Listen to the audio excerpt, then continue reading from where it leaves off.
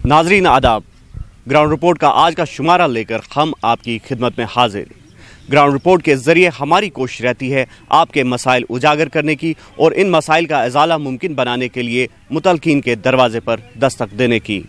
आज के इस ग्राउंड रिपोर्ट में बात होगी कश्मीर की अहम तरीन और पुरानी सन्नत बैट इंडस्ट्री की और इस सन्नत को दरपेश मुख्तलिफ मसाइल की।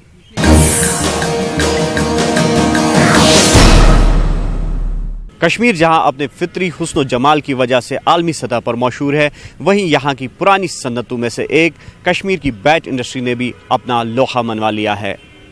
पूरे मुल्क की तरह यहाँ के नौजवानों में भी क्रिकेट का बुखार सर चढ़कर बोलता है और सदराज से यहाँ की बैट इंडस्ट्री ने कश्मीर की माशियत में एक कलीदी रोल अदा किया है, जबकि सयाहती एतबार से भी ये इंडस्ट्री काफ़ी अहमियत की हामिल है। आइए नजर डालते हैं कश्मीर की इस मारूफ तरीन बैट इंडस्ट्री पर। आदि कश्मीर को कुदरत ने बेइंतहा खूबसूरती से नवाजा है। यहाँ के दिलफरेब नज़ारे हों या फिर यहाँ की रिवायती सन्नतकारी, कश्मीर का हर पहलू निहायत ही दिलचस्प और खूबसूरत है। क्रिकेट बैट की सन्नत कश्मीर की काफी अहम और पुरानी सन्नत है। अंदाजा लगाया जाता है कि दुनिया में क्रिकेट खेल मुतारिफ होने के बाद से ही कश्मीर का क्रिकेट के खेल के साथ बिलवास्ता या बिलावास्ता राबिता रहा है। क्रिकेट के जुनून ने कई बार कश्मीर की बैट इंडस्ट्री को सुर्खियों में लाया है। चाहे आलमी कप हो या फिर IPL, हमेशा से कश्मीर के नौजवानों पर छाए क्रिकेट के बुखार ने इस सन्नत की अहमियत को उजागर किया है।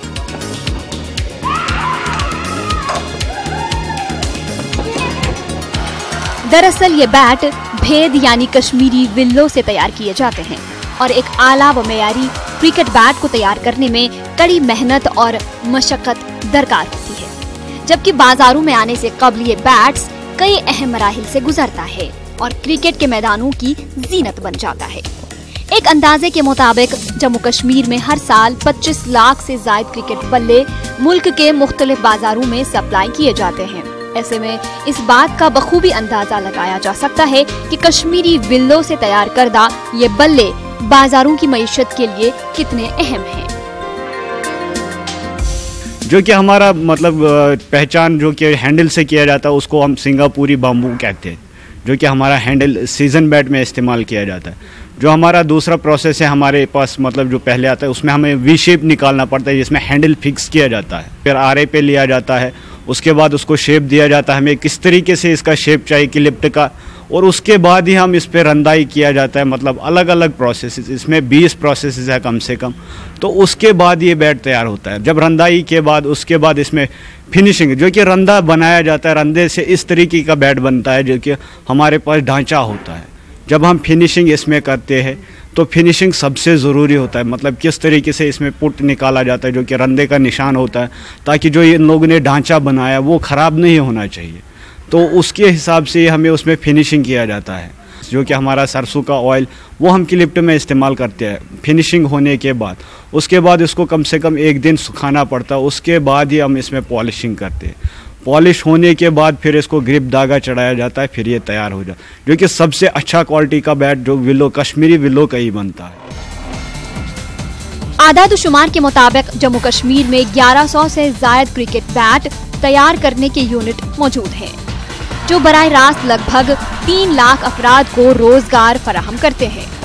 कश्मीर में कायम इन सन्नतों में न सिर्फ मकामी लोग बल्कि जम्मू और मुल्क के मुख्तलिफ हिस्सों से आए अफराद भी अपना रोजगार कमाते हैं, जबकि जालंधर और मेरठ समेत कई शहरों में कश्मीरी विल्लों से तैयार करदा बैट के कारोबार से भी हजारों लोग जुड़े हुए हैं।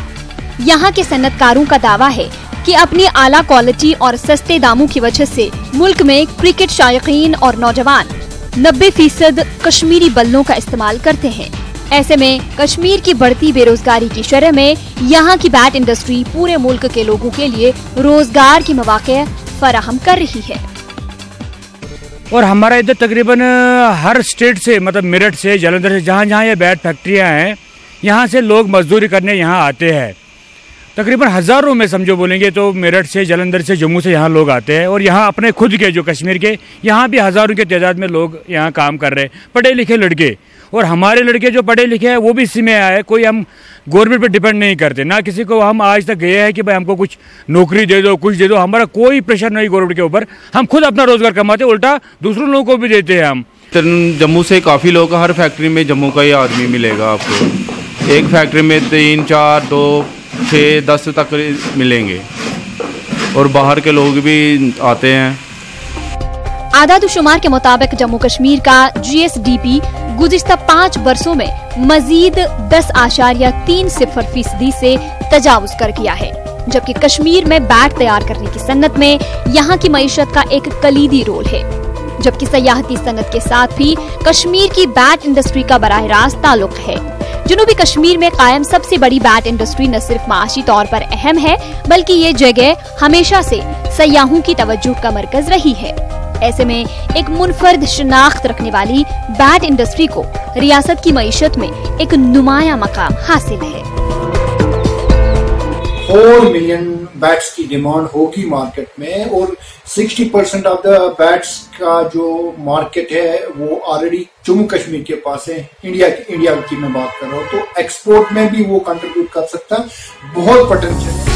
वाज़ेह रहे कि मुल्क के साथ साथ कश्मीर में तैयार करदा बैट्स की मांग कई बार एशिया और यूरोपीय ममालिक से भी आती है, और इस सन्नत से जुड़े अफराद का कहना है कि अगर सरकार व दीगर मुतल्लिकीन की संजीदगी जाहिर होती तो वो दिन दूर नहीं है जब कश्मीर के ये बैट बैनुल अक़वामी सतह पर मैदानों में मुल्क की शान बढ़ाएंगे। उम्मीद की जा सकती है कि कश्मीर की इस मुनफर्द और खास सन्नत को मजीद फरोग देने के लिए सरकार व दीगर मुतल्लिकीन संजीदा इक़दाम उठाएंगे। क्रिकेट बल्ले तैयार करने की ये सन्नत यकीनी तौर पर कश्मीर के लिए एक जीनत है, लेकिन यहाँ पर कायम दीगर सन्नतों की तरह इस सन्नत को भी काफ़ी उतार चढ़ाव का सामना है। जहाँ कश्मीर के मौजूदा सूरत हाल के बीच ये इंडस्ट्री गोनागू मुश्किलात से दोचार है, वहीं ये सन्नत सरकार की सर्द महरी और अदम तवज्जुही की एक जीती जागती मिसाल भी है। कश्मीर की क्रिकेट बैट इंडस्ट्री जहां इस वक्त अपने पूरे शबाब में नजर आ रही है, ताहम न्यूज़ 18 की टीम ने इस सन्नत के अंदरूनी हालात का जायजा लेने की कोशिश की। जहां इस सन्नत की बाहरी खूबसूरती दिल को खुश करती है, वहीं इस सन्नत की अंदरूनी हालत ज़वाल पजीर है। इस सन्नत को रोजगार पैदा करने वाली रियासत की बड़ी सन्नतों में शुमार तो किया जाता है, लेकिन कहीं न कहीं ये सन्नत सरकार और मुतल्लिका महकमों की अदम संजीदगी की जीती जागती तस्वीर पेश कर रही है। ये सन्नत बिजली की नामुनासिब सप्लाई और इससे मुंसलिक दीगर मुश्किलात से अरसे दराज से जूझ रही है, जिसकी वजह से इस सन्नत में जदीदियत और तकनीकी रंग भरने में काफी रुकावटें हायल हो रही हैं। इस सन्नत से जुड़े अफराद का मानना है कि अहम तरीन सन्नत होने के बावजूद भी इस सन्नत को पसिपुश्त छोड़ दिया गया है, जबकि कश्मीर के मौजूदा हालात की मार भी इस सन्नत पर सबसे ज्यादा मुरतब हुई है। ऐसे में सरकार ने कई बार इस सन्नत को फरोग देने के बड़े बड़े दावे तो किए, लेकिन ये दावे महज ऐलानात और कागजों तक ही महदूद रहे हैं, जबकि कश्मीर की ये सन्नत अब भी सरकार के किसी बड़े पैकेज की मुंतजिर है। हमारी प्रॉब्लम ये है कि हम यहाँ जो इंडस्ट्री एरिया है, यहाँ का बड़ा एरिया है, ये तो पूरे हिंदुस्तान में तो ये माने जाना जाता था कि इसमें बहुत सारी प्रॉब्लम हो रही है। अब समझो ये अब बंद होने पे हो रही है, क्योंकि इस पे कोई गवर्नमेंट कोई ध्यान नहीं दे रही है। कि सबसे पहले जो प्रॉब्लम हो रही है वो तो बिजली की तरफ से हो रही है, और दूसरी प्रॉब्लम है जो फाइनेंस की प्रॉब्लम हो रही है। यूनिट होल्डरों का ये भी कहना है कि कश्मीर से बाहर क्रिकेट बल्ले सप्लाई करने में इन्हें काफी दिक्कतों का सामना करना पड़ रहा है। इनका इल्जाम है कि माशी तौर पर अहम इस सन्नत के साथ कभी भी ऐसी पॉलिसी नहीं अपनाई गई जिससे इस सन्नत को मजीद फरोग दिया जा सकता था। काबिले जिक्र है कि गैर जरूरी तवालत और लवाजमात यहाँ के तैयार करदा क्रिकेट बैट्स को दूसरी रियासतों तक ले जाने में रुकावटें खड़ी कर देते हैं।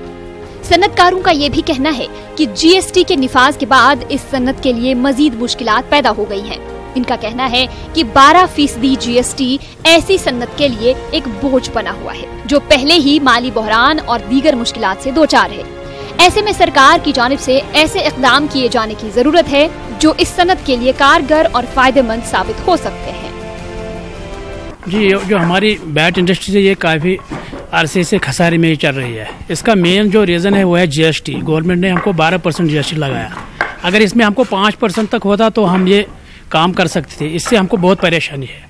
इसमें हमको मेन मसला हमको हर मंथ ये जीएसटी भरना पड़ता है, क्योंकि जो आगे हमारी पार्टी है वो हमको कम से कम 6 महीने बाद हमको पेमेंट देते। उससे क्या हमको प्रॉब्लम होता है ये जीएसटी भरने में। हम सरकार से यही मुतालबा करते हैं कि हमारे जीएसटी 5% तक ही रहे, जिससे हम ये काम कर सकें। कश्मीर में गुज़िश्ता 30 बरसों से जारी नामसाइद हालात के असरात इस सन्नत पर संगीन तौर से मुरतब हुए हैं। यहाँ के मौजूदा हालात और मुसलसल हड़तालों की वजह से इस सन्नत को अरसे दराज से काफी मुश्किलात दरपेश हैं। जबकि साल 2014 के भयानक सैलाब ने गोया इस सन्नत की कमर तोड़ के रख दी, जिसके बाद वजीर आजम की इमदादी पैकेज के तहत 1024 करोड़ रुपए की इमदाद तो बागुजार की गई, लेकिन अक्सर यूनिट होल्डर इससे मुतमईन नजर नहीं आ रहे हैं। उधर आए रोज कश्मीर में इंटरनेट की पाबंदी भी इस इंडस्ट्री के लिए एक बड़ा चैलेंज है, जिसकी वजह से इस इंडस्ट्री का आलमी सतह पर राबिता मुकम्मल तौर पर मुनक़ता हो जाता है। उसमें बहुत से बुरे असरात पड़ते हैं बैट इंडस्ट्री पे। जो हालात यहाँ पे खराब होते हैं उसमें मतलब हालात को कंट्रोल करने के लिए जो कंट्रोलिंग मेजर्स में पहला जो विक्टिम बन जाता है वो इंटरनेट बन जाता है, क्योंकि उसमें उनके जो बिल्स होते हैं या बाकी ट्रांजैक्शन करनी पड़ती है वो सब ब्लॉक हो जाते हैं, जिसकी वजह से जो इसके साथ वाबस्ता लोग हैं, अफराद हैं, तो उनका बुरा असर पड़ता है। जरूरत इस बात की है कि सरकार कश्मीर की इस सन्नत को मजीद दीदा सेब बनाए और इसको बुनियादी सतह पर फाल बनाने के लिए अमली इक़दामात किए जाएं, जबकि यूनिट होल्डरों और इस सन्नत से मुंसलिक अफराद के मसाइल को भी संजीदगी से लेने की जरूरत है। इस दरार गेंदबाजों के छक्के छुड़ाने वाले कश्मीर के क्रिकेट बैट दरअसल बेद की लकड़ी से तैयार किए जाते हैं, लेकिन उर्से दराज से यहाँ के सनतकारों को बेद की लकड़ी की किल्लत का संगीन सामना है। ऐसे में विलो की स्मगलिंग और बेद की नापैदी से इस इंडस्ट्री पर शदीद खतरात मंडरा रहे हैं। कश्मीर के बेहतरीन क्रिकेट बल्लों का राज दरअसल एक खास किस्म की लकड़ी जिसे विल्लो यानी भेद कहा जाता है। साइंसी उलूम के मुताबिक सेलिक्स एल्बा के नाम से इस लकड़ी को जाना जाता है और क्रिकेट बल्लों के लिए मखसूस होने की वजह से ये लकड़ी पूरी दुनिया में मशहूर है। कश्मीर के साथ साथ ये यूरोपी और दीगर बैरून ममालिक में भी पाया जाता है, लेकिन कश्मीर में पाए जाने वाले भेद को कश्मीर विल्लो और इंग्लैंड में पाए जाने वाले भेद को इंग्लिश विल्लो कहा जाता है। कश्मीर विल्लो जहां बेहतर क्वालिटी के बल्ले तैयार करने में खासी अहमियत का हामिल है, ताहम टेक्नोलॉजी के एतबार से कम तरक्की याफ्ता होने की वजह से कश्मीर विल्लो बैट्स को इंग्लिश विल्लो से तैयार किए जाने वाले बैट्स के साथ सख्त मुकाबले का सामना करना पड़ता है। लेकिन इसके बावजूद कश्मीर विल्लो ने आलमी सतह पर अपनी मुनफरिद पहचान बना ली है, जिसकी वजह से कश्मीर क्रिकेट बल्लों की तिजारत में इंग्लैंड के बाद दूसरे नंबर पर है। अपनी मुनफरिद पहचान के सबब कश्मीरी क्रिकेट बल्ले न सिर्फ हिंदुस्तान और श्रीलंका भेजे जाते हैं, बल्कि यहाँ पर तैयार होने वाले 10% बल्ले क्रिकेट के लिए मशहूर कई ममालिक बशमूल ऑस्ट्रेलिया, बांग्लादेश और पाकिस्तान भी एक्सपोर्ट किए जाते हैं। कश्मीर विल्लो है और इंग्लिश विल्लो, इसमें डिफरेंस क्या है? देखिए, हमारा जो जम्मू कश्मीर में जो विल्लो निकलता है, it is the nature's gift to us. या अगर हम पैलियोलिथिक एज से जाके तो तब भी वो कुछ रेमिनेंट्स पाए जाते हैं उसमें। तो उसके बाद जब हम डिफरेंस करते हैं कश्मीर विल्लो और इंग्लिश विल्लो के, तो हम जो सी लेवल से ऊपर है, मतलब around at an average of 2200 metres above sea level, और जो इंग्लिश विल्लो है जो वहां पे पाया जाता है तो वो सी लेवल हमारे से नीचे है। तो इसका मतलब ये है कि यहाँ पे जो ऑर्गेनिक मतलब फ्रूट्स का, ऑर्गेनिक वेजिटेबल्स का एक बहुत बड़ा मार्केट है, और इसके साथ साथ जो यहाँ के प्रोडक्ट्स हैं जिसमें विल्लो की मैं बात कर रहा हूँ, तो एक डिस्टिंक्शन है ये, इसकी क्वालिटी सबसे बड़ी मानी जाती है। और अगर हम टोटल इंडिया की बात करें जो भी बैट इंडस्ट्री में, तो इसमें 60% कंट्रीब्यूशन जम्मू कश्मीर के विल्लो का है। गुज़िश्ता कई बरसों से कश्मीर में भेद की लकड़ी तेजी से नापेद होने की वजह से यहाँ की बैट इंडस्ट्री पर संगीन खतरात मुरतब हो रहे हैं। कश्मीर में लोग तेजी से सफेदों और सेब के दरख्तों की काश्त की जानिब राग़िब हो रहे हैं, जबकि भेद की काश्त के लिए न ही सोशल फॉरेस्ट्री महकमा कोशिशें कर रहा है और न ही लोगों में अब भेदों को लेकर कोई दिलचस्पी देखी जा रही है। बैट इंडस्ट्री से वाबस्ता अफराद इसकी बड़ी वजह सरकार की अदम दिलचस्पी करार दे रहे हैं, जबकि सरकारी अराजी पर नाजायज कब्जात भी रही सही कसर पूरी कर देते हैं।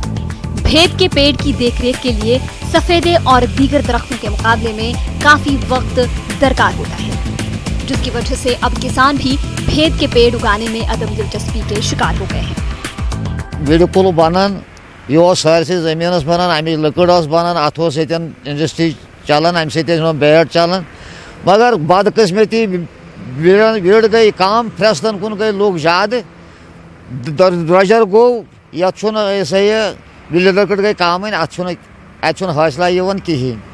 ब्याक अर्ज इंडस्ट्री वल जंगलात वल सतावन गाड़ दपान लासनी बनान लासन तिक सारे योत कार कर सरकार पज अत पे ध्यान दिन अहन सा ये क्या फ्रेस क्या विड़ क्या रुवन पे घास चर तथ मज कुल कर, मगर सह गवर्नमेंटन पानस कुन दिन क्या करो कि ये विलो बहुत ही बड़ी मुश्किल से मिल जाता है, क्योंकि ये बहुत ही कम लोग अब लगाए जाते, जो कि पुराने हैं वो भी ख़त्म हो जा रहा है, जो नया कोई नहीं लगा रहा। खाली मतलब आजकल समझते हर कोई 10 साल या 12 साल में पेड़ तैयार होना चाहिए, सिर्फ पॉपुलर लगाया जाता है।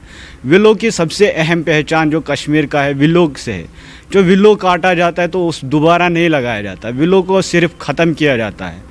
दूसरा कोई प्लांटेशन वगैरह अगर गवर्नमेंट लगाना चाहे तो उसके लिए सबसे बढ़िया रहेगा, तो गवर्नमेंट भी इसके बारे में कुछ सोचता नहीं है, इस करके ये विलो जो होता है ये ख़त्म किया जा रहा है। दरअसल कश्मीर में जलाने की लकड़ी की सप्लाई को यकीनी बनाने के लिए माजी में भेद की लकड़ी की पैदावार का चलन आम था। साल 1924 के आसपास सरकारी और महकमे सतह पर वुलर के करीब और दीगर इलाकों में बड़े पैमाने पर भेद की शजरकारी की गई थी। ताहम गर्दिश अयाम के साथ ही कश्मीर में भेद के दरख्तों का कटाव बड़े पैमाने पर शुरू हो गया। अगरचे सरकारी सतह पर भी मुख्तलिफ प्रोजेक्टों की तामीर के लिए भेद का कटाव किया गया, लेकिन इसके बाद कमी को पूरा करने के लिए भेद की शजरकारी के लिए ताहाल कोई बड़ी मुहिम नहीं चलाई गई। उधर भेद की मकबूलियत में इजाफे की वजह से कश्मीर से इस लकड़ी को बैरून रियासत स्मगल किया जाता है। ये भी बल्ले तैयार करने की सन्नत के लिए एक नया चैलेंज बन गया है। यूनिट होल्डरों का कहना है कि सरकार की जानिब से पाबंदी आयद करने के बावजूद भेद की लकड़ी बड़ी आसानी से स्मगल की जाती है। इससे बैट इंडस्ट्री पर काफी मनफी असरात मुरतब हो रहे हैं। क्लिप्टी की स्मगलिंग होनी जा रही, मतलब यहाँ से गाड़ियों में लेके जा रहे हैं, तो वो आगे मतलब जो कि लखनपुर का कंडा होता है वहाँ से प्रॉब्लम किया जाता है, वहाँ से मतलब उन लोगों को बड़ी आराम से वहाँ से पासिंग करके जाता है। मतलब अगर ये स्मगलिंग जो कि होती है, इसमें सबसे बड़ी बात ये है कश्मीर पे सब पहले असर पड़ता है, क्योंकि हमारे पास ये विलो ख़त्म होता है, तो अगर थोड़ा बहुत रहता तो उसका स्मगलिंग किया जाता है, बाहर बेचा जाता है, मतलब इसको बड़े कीमत में बेचा जाता है बाहर। उसकी वजह से मतलब यहाँ पे भी प्रॉब्लम, मतलब ये अगर माना कि हमारे पास इस इलाके में कम से कम 40-50 फैक्ट्रियाँ है, 50 फैक्ट्रियों में कम से कम 500-600 लेबर है, उनका रोज़गार भी इसी विलो से ही चलता है। अगर ये विलो बंद हो जाएगा तो कम से कम 500 घर ये ख़राब हो जाएंगे। उसकी वजह से मतलब ये स्मगलिंग बंद होनी चाहिए। 5 साल कबल वादी में भयानक सैलाब की वजह से हजारों भेद के दरख्त सैलाब की नजर हो गए। इसके बावजूद किसी भी समत से इस नुकसान की तलाफी करने के लिए कोई हिकमत अमली वज़ा नहीं की गई। इससे क्रिकेट बैट इंडस्ट्री पर आहिस्ता आहिस्ता बुरे नताइज सामने आ रहे हैं। कश्मीर में मौजूद बल्लों के हर एक यूनिट में हर साल लगभग 15,000 बैट तैयार करने की सलाहियत मौजूद है। ऐसे में अगर भेद नापेद हो जाए तो इस सन्नत का मुस्तकबिल साफ तौर पर आया है। कश्मीर की बैट इंडस्ट्री को जदीद तकनीक से लैस बनाने की गर्ज से अभी तक कई बार कागजी घोड़े दौड़ाए गए। इस सन्नत में जदीदियत और तकनीक का रंग भरने की गर्ज से कई साल कबल संगम इलाके में एक कॉमन फैसिलिटी सेंटर का क़याम भी अमल में लाया गया। लेकिन क्या इस सेंटर के क़याम से वाकई तौर पर यहाँ की सन्नत को फ़ायदा मिला है? इस पर ज़रूर एक सवालिया निशान लग रहा है। कश्मीर में अगरचे क्रिकेट बैट तैयार करने का चलन बहुत पहले शुरू हुआ था, ताहम क्रिकेट बल्ले तैयार करने की सन्नत को 1947 में एक नई समत दी गई। एक तहकीक के मुताबिक जनूबी कश्मीर के संगम इलाके में सयालकोट के एक शख्स अल्लाह बख्श ने क्रिकेट बल्ले तैयार करने का पहला यूनिट कायम किया। पहले ये बल्ले और इससे मुंसलिक दीगर चीजें शहतूत की लकड़ी से तैयार किए जाते थे, लेकिन बाद में भेद की अफादियत और इंग्लिस्तान में बल्ले तैयार करने के लिए इस लकड़ी के इस्तेमाल के मंजर आम पर आने के बाद विल्लो का इस्तेमाल अमल में लाया गया। ताहम जदीद तकनीक और आला मेयार हमेशा से ही कश्मीर की इस खूबसूरत सनत के लिए बड़ा चैलेंज रहा है। हालात और मार्केट में नए चैलेंजेस का मुकाबला करने के लिए सरकार ने साल 2008 में संगम के सेथर इलाके में एक बैट क्लस्टर, जिसे कॉमन फैसिलिटी सेंटर भी कहा जाता है, को चालू किया। लेकिन कुछ अरसा चलने के बाद करोड़ों रुपए की लागत वाला ये सेंटर लगभग बेकार ही हो गया। न्यूज़ 18 की टीम ने जब इस सेंटर का दौरा करना चाहा तो इस सेंटर पर ताला लगा हुआ था। मकामी यूनिट होल्डर्स का कहना है कि अगरचे ये सेंटर बैट इंडस्ट्री में नई रूह डालने की अहलियत रखता है, ताहम मुतलकीन की अदम तवज्जुही की वजह से ये सेंटर दम तोड़ने की कगार पर है। तो यहाँ की गवर्नमेंट है, जम्मू कश्मीर गवर्नमेंट जो है, ये कोई खास तवज्जो नहीं दे रही है इस बैट इंडस्ट्री पर। पिछले 10-15 सालों से यहाँ पर एक कॉमन फैसिलिटी सेंटर बनाया गया था ताकि बैट इंडस्ट्री जो है इसको एक बोनस मिले और एक अच्छी प्रोग्रेस मिले। लेकिन बदकिस्मती से काम तो चल रहा है, करोड़ों रुपए इस पर खर्च हुए हैं, लेकिन अभी भी इससे कोई फ़ायदा नहीं मिल रहा है हमारी इंडस्ट्री को। यहाँ की जो हमारी जो क्लिफ्ट्स है जो बैट बनाने में यूज़ हो रही है, उसको सुखाने के लिए बनाया गया था, लेकिन बदकिस्मती से पिछले 10-15 सालों से काम चल रहा है। काफ़ी सारे पैसे इस पर खर्च हुए हैं, लेकिन अभी आपने खुद ही देखा कि इस पर ताले लगाए गए हैं, अभी बंद है, ताला बंद है। कोई भी फ़ायदा नहीं हमारी इस इंडस्ट्री को मिल रहा है। बहुत सी प्रॉब्लम्स है जो यहाँ की बैट इंडस्ट्री जो है ये फेस कर रही है। कोई भी खास तवज्जो नहीं दे रही है गवर्नमेंट ताकि हमारी जो इंडस्ट्री है ये एक अच्छी प्रोग्रेस में चली जाए। दरअसल क्रिकेट बैट तैयार करने के लिए दरकार भेद की लकड़ी को पहले काफी महीनों तक सुखाया जाता है, जिसके बाद सख्त तरीन मराहिल से गुजरने के बाद एक अच्छे बैट को तैयार किया जा सकता है।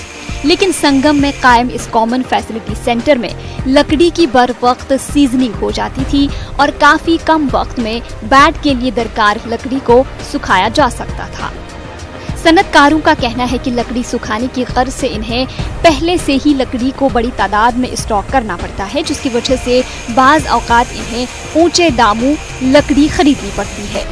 अगर ये सेंटर कारगर रहता तो इन्हें काफी आसानी फराहम हो सकती थी। मतलब पावर जो भी हमारा इधर इंडस्ट्रीज में चाहिए था वो भी नहीं दे रहे, और क्या नाम हमारा इधर क्लस्टर चल रहा था उसको भी बेकारा कर दिया। समझो 6-7 साल से शायद कागजी वो चल रहा होगा, लेकिन प्रैक्टिकली उधर कोई काम नहीं हो रहा, वो भी पड़ा हुआ ही है। मतलब उनका उधर हमारा ये इतना प्रॉफिट मिल जाता, सीजनिंग हो जाता। उल्टा हमको गवर्नमेंट ये बोल रहा है कि भाई आप उधर खुद ही करो, हम कैसे चला सकते हैं? ना हमारे पास इंजीनियर है, ना मतलब हमको ऐसा टेक्नोलॉजी है। वो हमको कुछ टेक्नोलॉजी देंगे, इंजीनियर देंगे तो 5-6 साल चलाने के बाद अगर हमको देंगे शायद वो हमको मतलब अच्छा हो जाता है। इस टाइम हम बहुत परेशानी में हैं, तो हम आपके माध्यम से ये मतलब गवर्नर साहब तक ये बात पहुंचाना चाहते हैं कि ये हमको थोड़ा हेल्प करो इस टाइम। यह CFC ये वो 15 वरी वो ये चलान अम गर्ज त्रो यमो कि यह बागड़ अत 1 वरी लगन सीज गसनस। वह गयो ये अम गर्ज कि ये गस हफ्तस यह सीज यह हसा करो यमो शुरू थोड़ा तो टेस्ट योत कोर टेस्ट पत गई 12 वरी बे बिहित अत पे गई काफ़ी पोस खर्च, मगर यम गई सारी जाय। अत पे नसा आव तवज्जो तूत दिन क्या कि अस वात सहूलियत इंडस्ट्री। अस हसा बागड़ 1 वरी पे चीरुन बेस वरिस तान यह हकान सीज गसान कामि खतर तैयार गसान। इसलिए अम नुकसान गसान कि अस पोस पे इन्वेस्टमेंट करुन, मगर अत टाइम लगन पोसस वापस यनस। यथ मज लगे हफ्ता अख तो अस गम परेशानी क्या बे स्टाकस मज हेको स्टाक कम कर वो पे स्टाक ज्यादा छाड़न पता पे यह द्रग बाव यह लकड़ हेन तो स्टाक ज्यादा ये गर्ज नसा ग स्टाक युत स्टाक आ तुत हेको सीज कर हेको पन चालू थत। सरकारस यह अपील कर यह गो जल्द अज जल्द चालू गसन, चूँकि अस अम फायदे क्या नत नुकसान गसन। वाज़ेह है कि संगम में इस बैट कॉमन फैसिलिटी सेंटर का संगे बुनियाद उस वक्त के वज़ीर आला मुफ्ती मोहम्मद सईद ने साल 2005 में डाला था, जिससे इंग्लैंड के बाद दुनिया में दूसरे नंबर पर संगम की बैट इंडस्ट्री के लिए उम्मीदों का एक नया सूरज तुलू हुआ था। लेकिन वक्त गुजरने के साथ साथ उम्मीदों का ये सूरज गुरूब हो गया और जदीद तकनीक से लैस ये कॉमन फैसिलिटी सेंटर भी महज कागजों तक ही महदूद होकर रह गया, जबकि हकीकी मानों में इस सेंटर से यहाँ की सन्नत को फिलहाल कोई खास फायदा नहीं पहुँचा है। जरूरत इस बात की है कि सरकार व दीगर मुतल्लिकीन इस सेंटर को असर नौ चालू करने के लिए बुनियादी सतह के इक़दाम उठाएं ताकि इसके क़याम के पीछे अग़राज़ व मक़ासिद को पूरा किया जा सके। तो नाजरीन, ये था आज का ग्राउंड रिपोर्ट। उम्मीद करते हैं कि कश्मीर की इस पुरानी सन्नत को फ़रोग और वुसअत देने की गर्ज से सरकार व दीगर मुतल्लिकीन संगीन और ठोस इक़दाम उठाएंगे। अगले हफ्ते फिर आपसे रूबरू होंगे एक नए मुद्दे के साथ। तब तक के लिए ग्राउंड रिपोर्ट की पूरी टीम को दीजिए इजाज़त। आदाब।